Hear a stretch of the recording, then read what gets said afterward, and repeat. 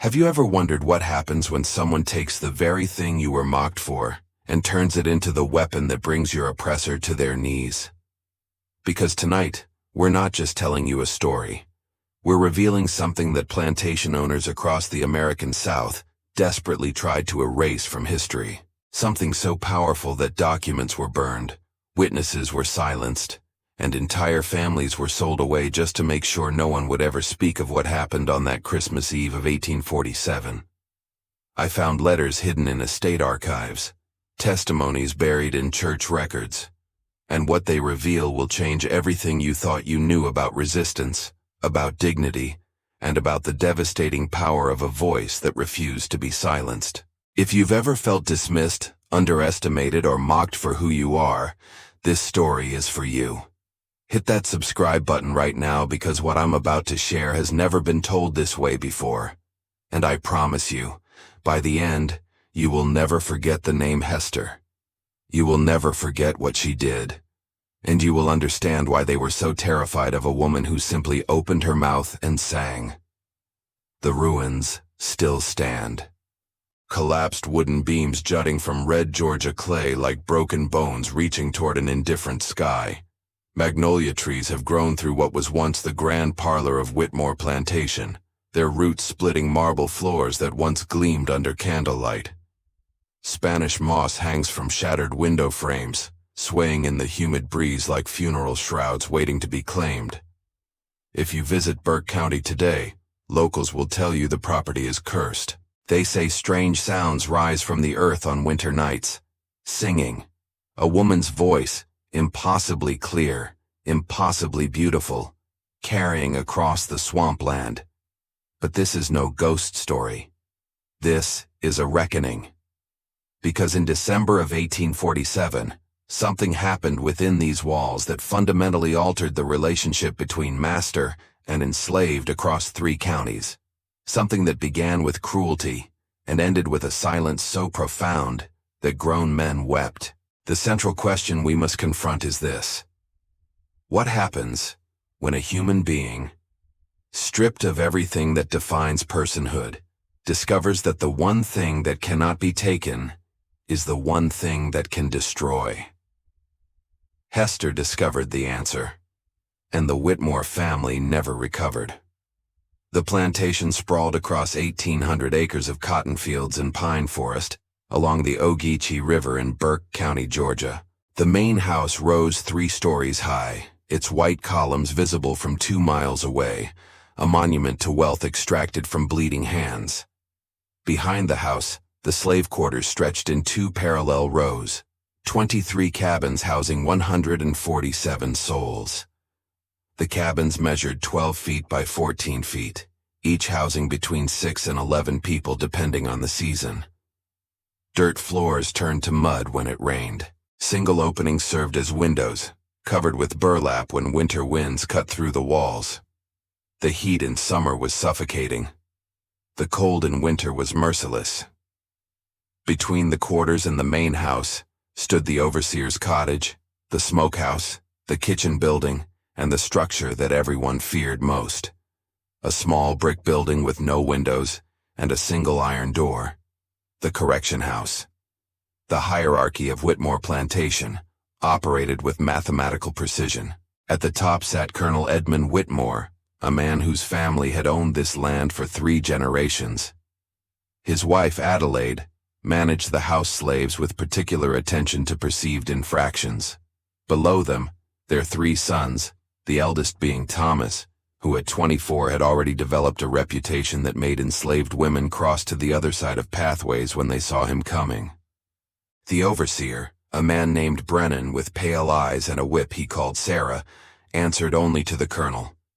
Below him, the drivers, enslaved men given limited authority over work gangs in exchange for marginally better conditions, and at the bottom, everyone else. The field hands who worked from what they called can see to can't see. The house servants who existed in constant proximity to danger. The children who learned before they could walk that their bodies belonged to someone else.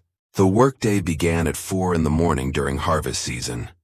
A bell would ring from the overseer's porch, and within 15 minutes, every enslaved person over the age of 7 was expected to be standing in the yard. Stragglers received lashes. The number varied depending on Brennan's mood and how much whiskey he had consumed the night before. Cotton quotas ranged from 150 pounds for women to 200 pounds for men. Falling short meant punishment. Exceeding quota meant your quota increased the next day. The sound of Whitmore Plantation was distinctive. The rhythmic thud of hose against earth, the creak of wagon wheels, the snap of leather against skin, the low moaning that sometimes rose from the fields, not quite singing because singing required permission, but something else, something that allowed people to synchronize their movements and endure another hour. And beneath all of this, the river. The Ogeechee moved slowly past the plantation's eastern border, carrying secrets downstream, carrying prayers that had nowhere else to go. Hester arrived at Whitmore Plantation in the spring of 1839, part of a group purchased from an estate sale in Savannah. She was 19 years old. The bill of sale described her as mulatto, medium height, healthy, no visible scars, trained in domestic work. What the document did not mention, what no document could capture, was her voice. Hester had been born on a rice plantation near Charleston, where her mother served as a cook in the main house. Her father's identity was never officially recorded, though the lightness of her skin and the particular curve of her features told a story that everyone understood and no one acknowledged. From early childhood, Hester displayed an unusual ability. She could hear a melody once and reproduce it perfectly. She could harmonize instinctively, finding notes that shouldn't work but somehow did. The plantation's mistress in Charleston had discovered this talent when Hester was 7 years old and had begun training her to sing at social gatherings. For 12 years, Hester performed for guests. She learned hymns and parlor songs, arias from operas she would never see, folk melodies from countries she would never visit. She learned to modulate her voice to match the mood of the room, to swell with emotion during sentimental passages, to fade into the background when conversation resumed. She learned, in other words, to make her voice serve the pleasure of others. But something else grew during those years. In the quarters, away from white supervision, Hester learned different songs. Songs that carried messages. Songs that mapped escape routes.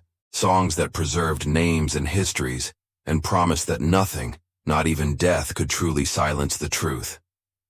By the time she arrived at Whitmore, Hester carried 2 complete musical educations, one that made her valuable and one that made her dangerous.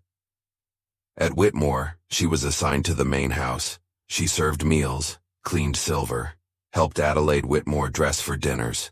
She moved through rooms like a shadow, present enough to serve, invisible enough to overhear. And she remembered everything, every conversation about crop prices, every argument about debts, every whispered discussion about which enslaved person should be sold to cover gambling losses. She mapped the household secrets with the same precision she used to map melodies. And she waited. What she waited for she could not have said, but something in her understood that knowledge was a form of power, and that the right song, sung at the right moment, could accomplish what no physical force ever could. The Whitmores recognized her musical ability quickly. Within months, Adelaide had begun showing her off to visiting families, having Hester sing after dinner while guests sipped port wine and discussed politics. The praise she received was always directed at Adelaide. What a remarkable purchase. How clever of you to find such a talented girl. The value of enslaved people with artistic abilities was well known, and Adelaide basked in the reflected glory. But there was a problem. Hester's voice, while technically proficient, lacked something. A warmth, a presence. The notes were correct, but the feeling was absent. And eventually, someone noticed. Thomas Whitmore, the eldest son, had spent 2 years in Boston completing his education, and during that time, he had attended concerts by European singers. He fancied himself a connoisseur. And at one dinner gathering, after Hester had performed a particularly complex area, he leaned back in his chair and made an observation that would shape everything that followed.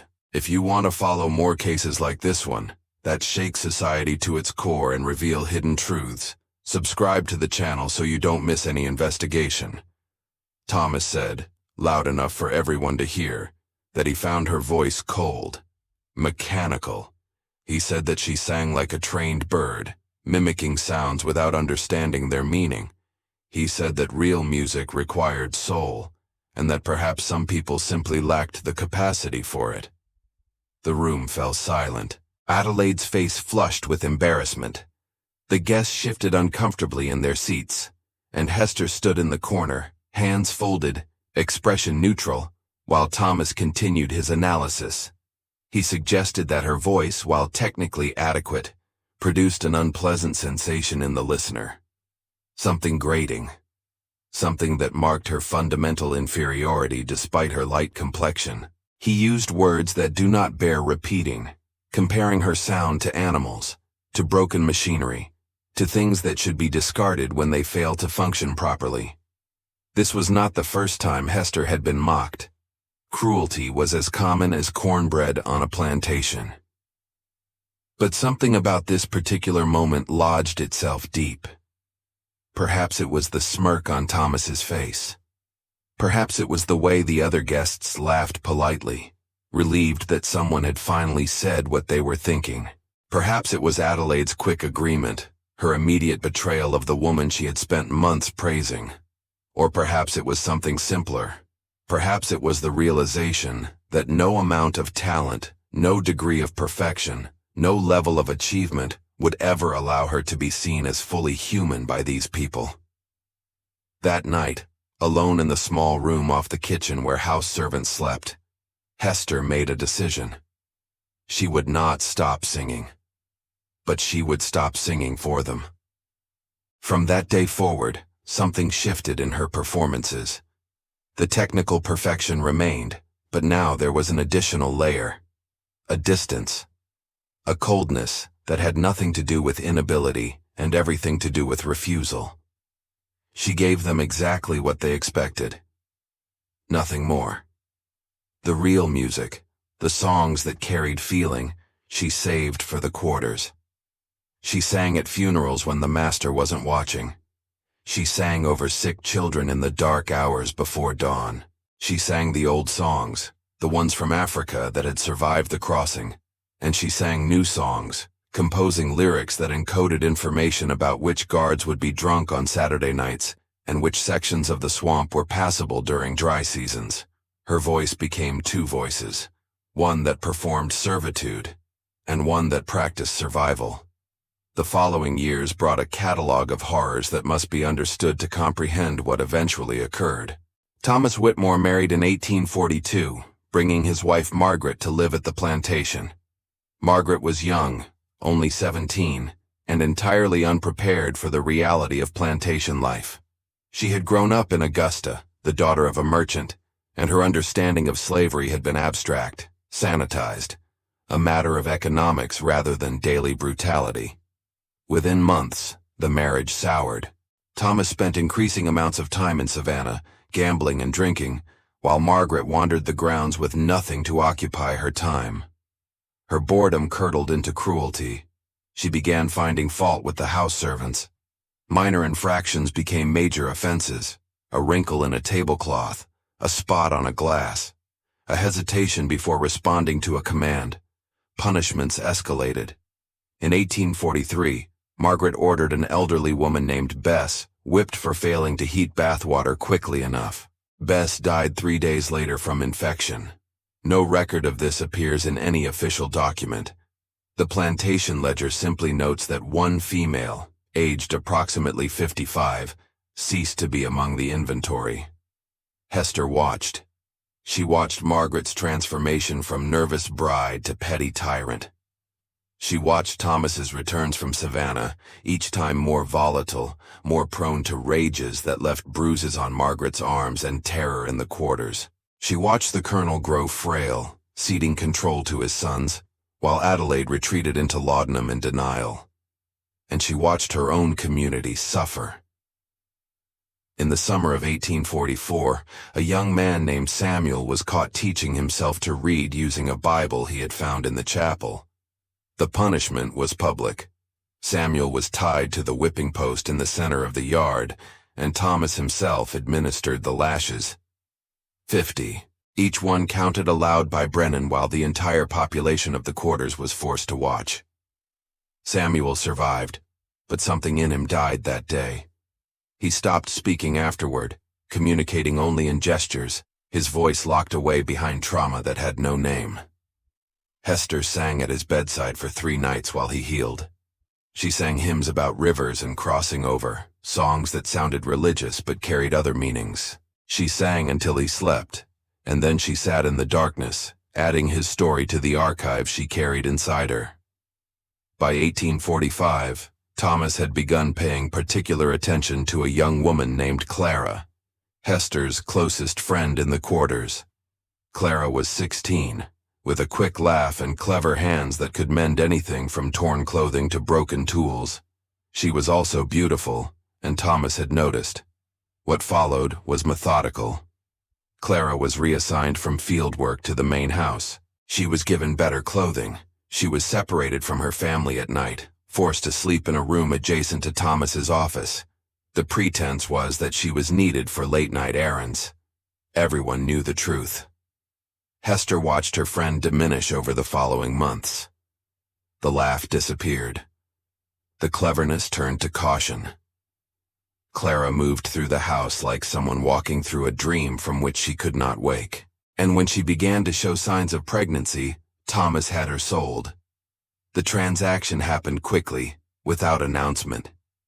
One morning, Clara was there.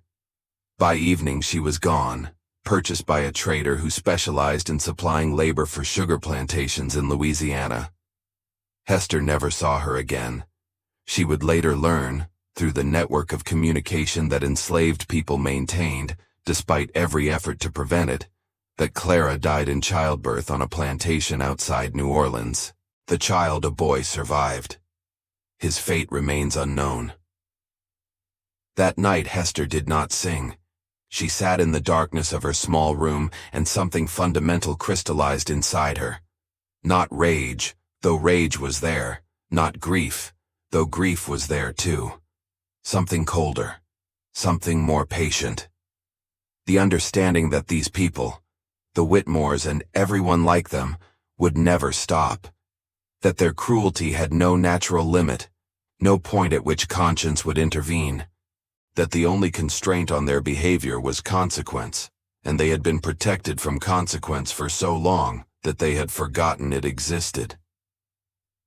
She began to plan. The catalyst came in October of 1847. Colonel Whitmore died of a stroke, collapsing in his study with a glass of brandy still in his hand. His death set off a crisis of debt and inheritance that had been brewing for years. Thomas, now the master of Whitmore Plantation, discovered that his father had been borrowing against the estate for decades. The gambling debts Thomas himself had accumulated only compounded the problem. The plantation was not merely in financial trouble, it was facing foreclosure. The solution, as always, fell on those least able to bear it. Thomas announced that he would be selling 40 enslaved people to raise capital. Families that had lived together for generations would be separated. The elderly, who could not fetch high prices, would be kept but given reduced rations. Children old enough to work would be evaluated for sale. The community Hester had spent 8 years building connections within would be destroyed. The announcement was made on a Sunday, after the forced church service where a white minister explained to enslaved people that obedience was their sacred duty. Thomas stood on the steps of the main house, reading names from a list while families below him wept and pleaded. Among the names was Hester's mother. Sarah had been purchased from the same Charleston estate sale and brought to Whitmore specifically because Hester had begged Adelaide to keep them together.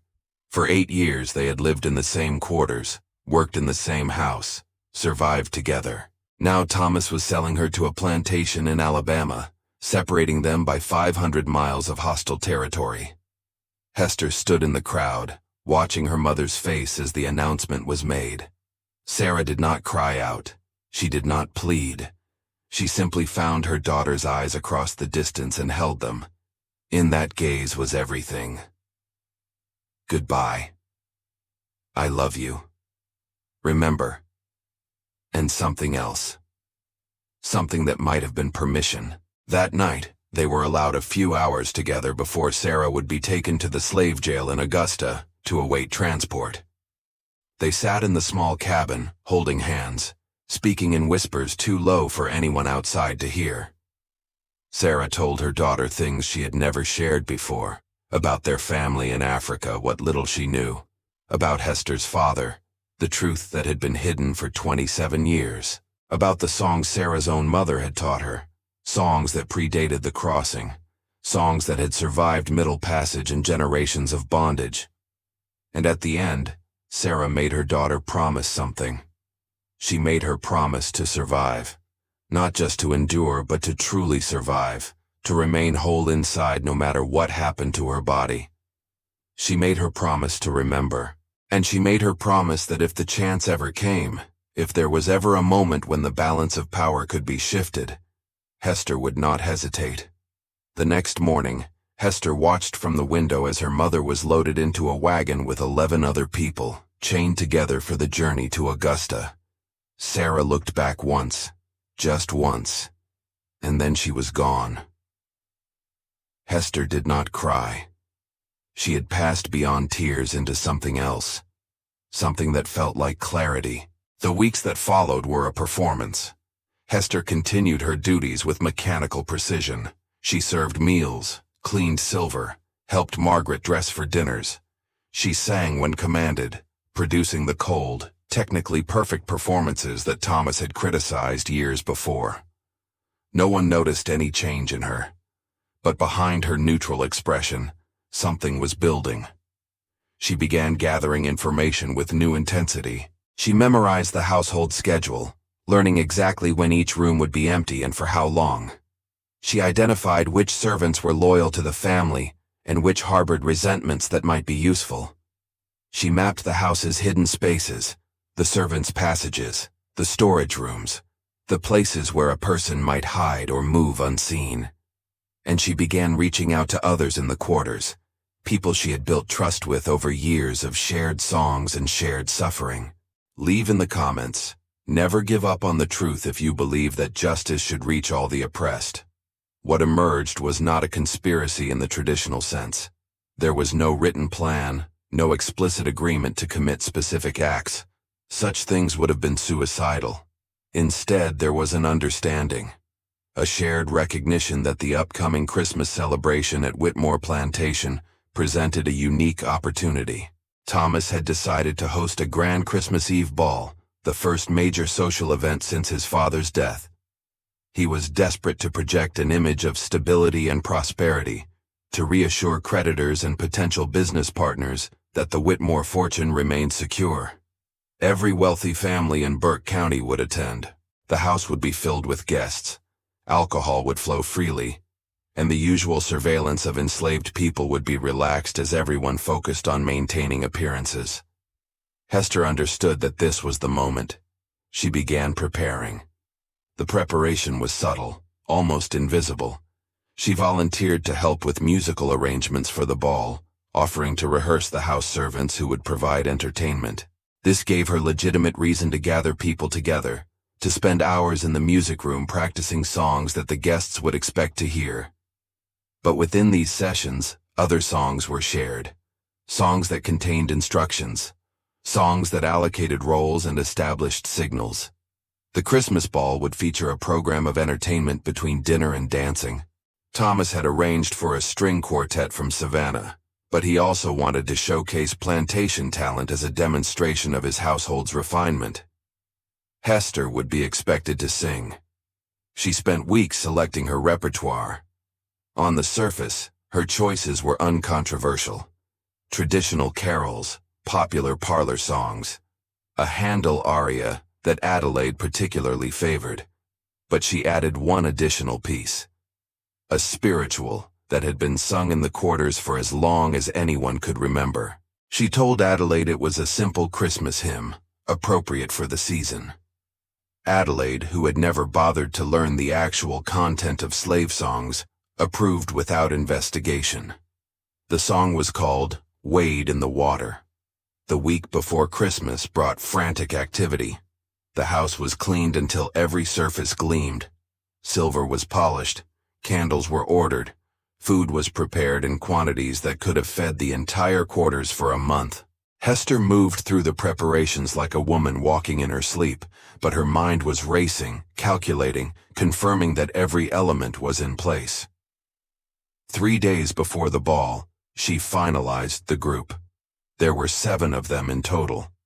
Jonas, a man in his 50s who worked in the stables and knew every horse and every road within 20 miles. Ruth, who managed the kitchen and had access to the household stores of laudanum and other medicines. Ezekiel, a young man who had been marked for sale and had nothing left to lose. Martha, who served as Margaret's personal maid and moved through the family's private quarters without suspicion. Peter, who worked in the fields but had been brought inside to help with extra labor for the ball. Old Abraham, who was too elderly to be suspected of anything but who had contacts with free black communities in Savannah.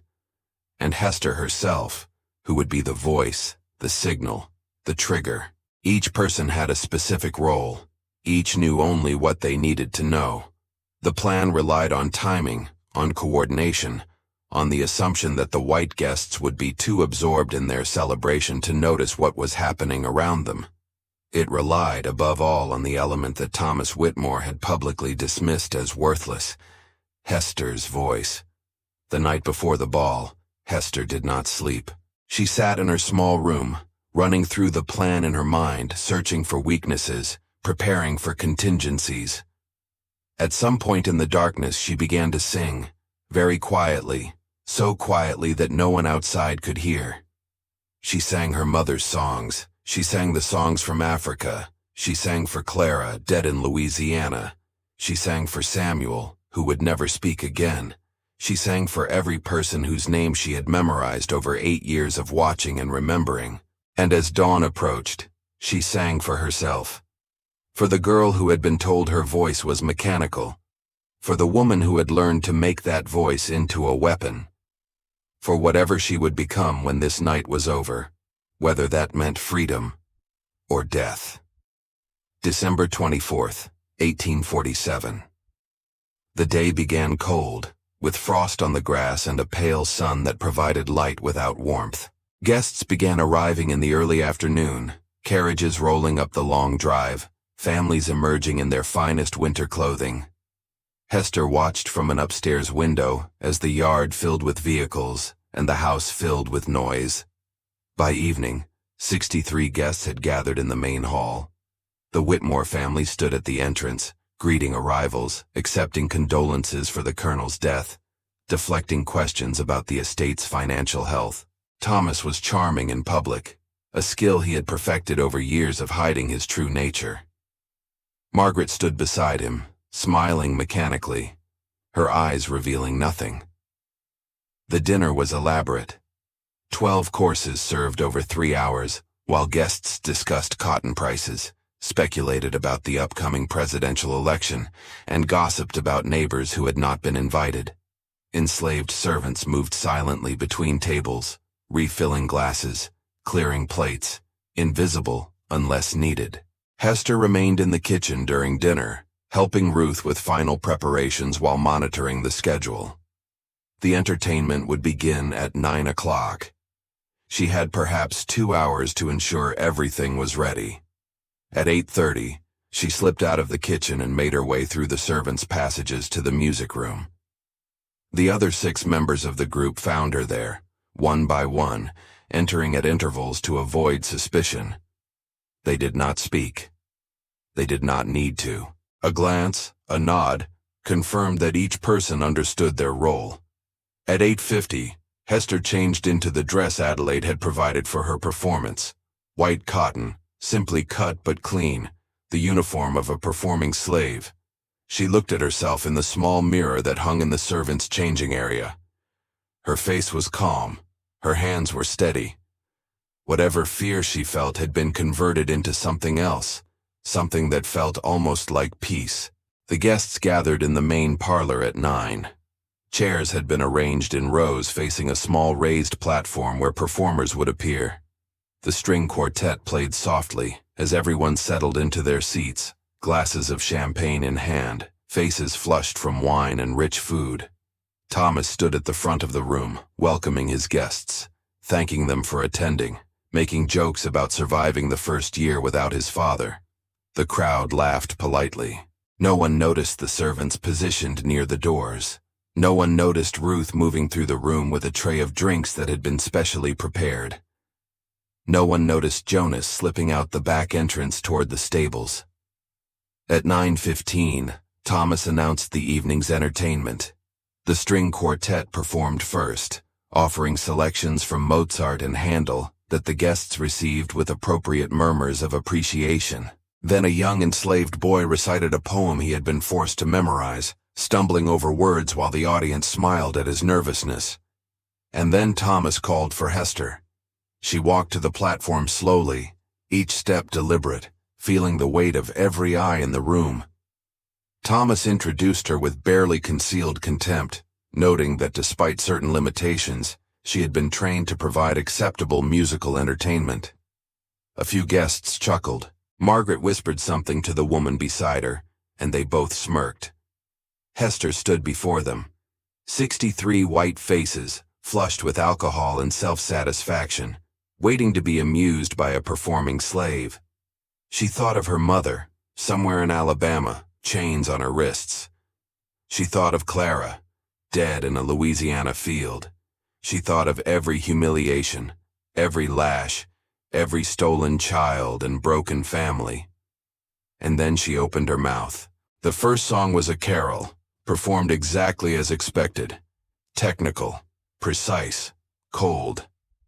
The guests nodded along, confirming their expectations. Thomas looked smug. This was what he had predicted. A trained bird, mimicking without understanding. The second song was the Handel aria. Hester performed it flawlessly, hitting every note with mechanical accuracy. Adelaide beamed with proprietary pride. The guests applauded politely. And then Hester announced her final piece. A traditional spiritual, she said. Something her mother had taught her. Appropriate for the season.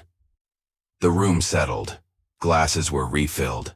Conversations continued in whispers. No one was particularly interested in slave music, but it would be brief, and then the dancing could begin. Hester closed her eyes. She thought of her mother's face in the wagon. She thought of the promise she had made. She thought of every song she had ever hidden, every melody she had saved for the quarters, every note she had refused to give these people. And then, she released it all. The first note cut through the room like a blade. Conversation stopped mid-sentence. Glasses paused halfway to lips. Something in that sound demanded attention in a way that could not be ignored. This was not the mechanical voice they had heard before. This was something else entirely. Wade in the water. Wade in the water, children. Wade in the water. God's gonna trouble the water. Her voice filled every corner of the parlor, rising and falling with a power that seemed to make the candles flicker.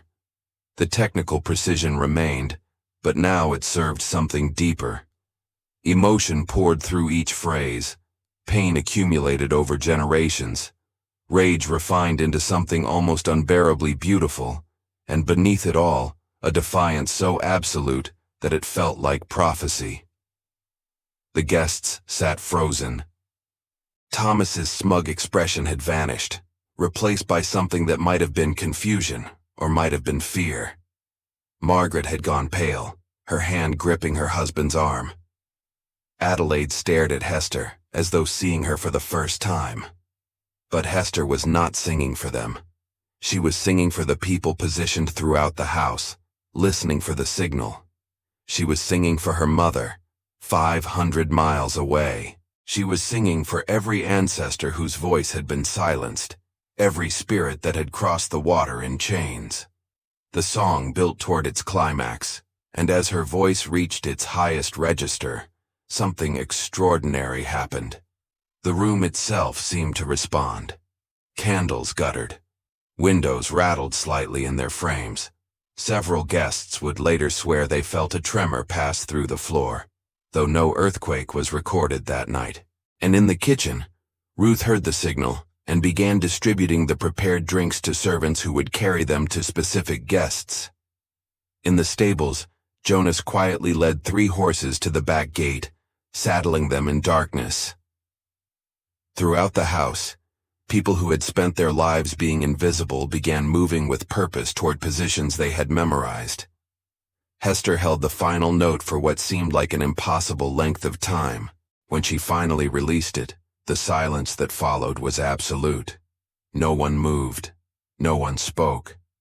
Several women had tears streaming down their faces, though they could not have explained why. Men who had spent their lives believing in their own superiority sat paralyzed by a sound that had momentarily stripped away every comfortable illusion. Thomas was the first to break the spell. He rose from his chair, his face contorted with an emotion that had no name, and began walking toward the platform. Whether he intended to strike her or drag her away, or simply reassert control through physical presence, no one would ever know. Because at that moment, the lights went out. What followed lasted perhaps 15 minutes, though participants would later describe it as feeling like hours. In the carefully orchestrated chaos, 12 enslaved people escaped through the back of the property, following routes that Jonas had mapped over years of driving carriages through the county.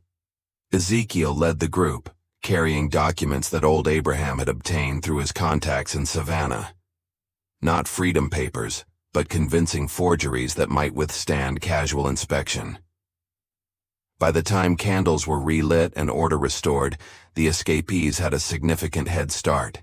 The guests, many of whom had consumed Ruth's specially prepared drinks, found themselves unusually drowsy, unable to organize an immediate pursuit.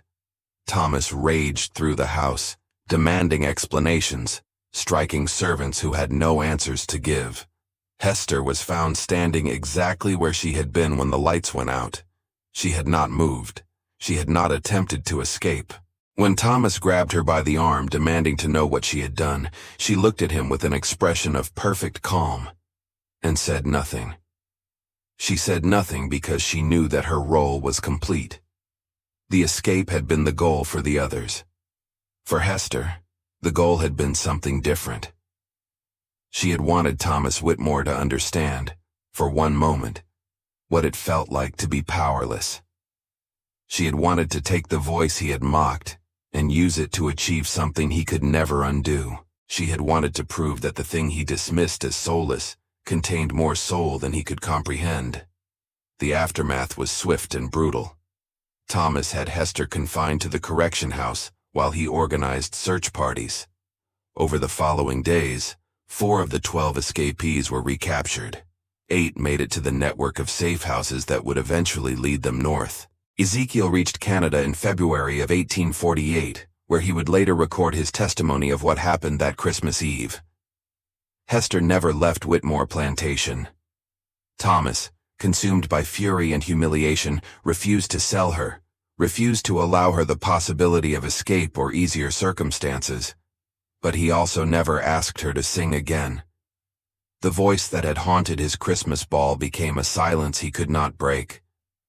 She worked in the fields for the remaining years before the war, her hands that had once polished silver now picking cotton alongside everyone else. But something had changed. The story of what happened that Christmas Eve spread through the slave communities of Burke County and beyond. It traveled along the same networks that carried escape routes and hidden messages.